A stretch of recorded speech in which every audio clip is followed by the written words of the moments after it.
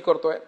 अध्यक्ष महोदय, नगर विकासाचा जर प्रामुख्याने या ठिकाणी विचार जर केला तर मी आदरणीय उपमुख्यमंत्री एकनाथरावजी शिंदे साहेबांचं त्या ठिकाणी अभिनंदन करील का 2-2.5 वर्षामध्ये माझ्या वैजापूर गंगापूर विधानसभा मतदारसंघामध्ये वैजापूर ही नगरपालिका आहे, परंतु वैजापूरच्या नगरपालिकेमध्ये जिथं पाहावं तिथं कॉन्क्रिटीकरण हे संपूर्ण आम्ही 2 वर्षात त्या ठिकाणी केलं।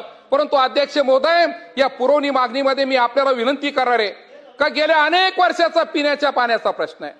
पाणी अशुद्ध आहे, फिल्टरचं पाणी वैजापूर शहराला त्या ठिकाणी मिळत नाही आणि म्हणून मी विनंती करील का वैजापूर शहराला एक चांगला फिल्टर प्लांट आणि वैजापूर शहराला कंटिन्यू त्या ठिकाणी जर घोयगावचं पाणी जर कमी जर आलं आमच्या नाशिक कडून तर आम्हाला एक टँक त्या ठिकाणी जर उपलब्ध जर करून जर दिला तर त्याची मागणी प्रामुख्याने यामध्ये त्या ठिकाणी मी करणार आहे।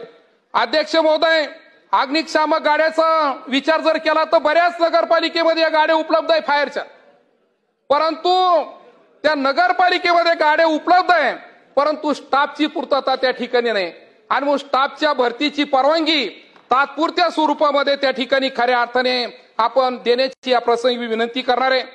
स्वच्छता कामगाराची तात्पुरती भरती करावी।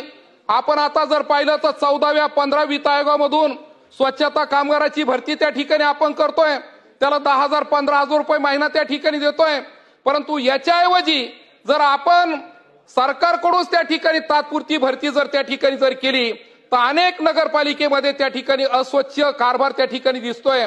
रस्त्यावरती घाण आहे, मार्केटमध्ये घाण आहे आणि मग जर ती कमी करायची असेल तर स्वच्छता कामगाराची तात्पुरती का होईना परंतु त्या ठिकाणी खऱ्या अर्थाने आपण भरती करण्याची परवानगी त्या ठिकाणी द्यावी।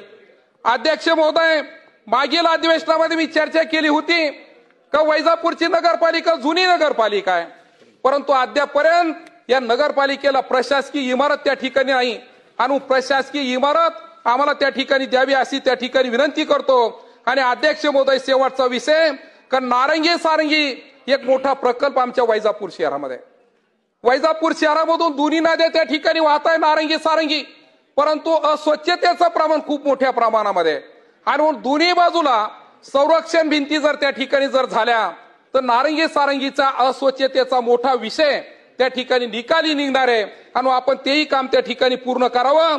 आणि शेवटचा मुद्दा आहे अध्यक्ष महोदय का वैजापूर शहरामध्ये अपूर्ण घराची संख्या खूप मोठी आहे आणि ते घर त्या ठिकाणी ज्या ज्या योजनेत असतील त्या योजनेमधून त्या ठिकाणी पूर्ण कराव्या अशा पुरवणी मागणीमध्ये त्या ठिकाणी मी हे करतोय।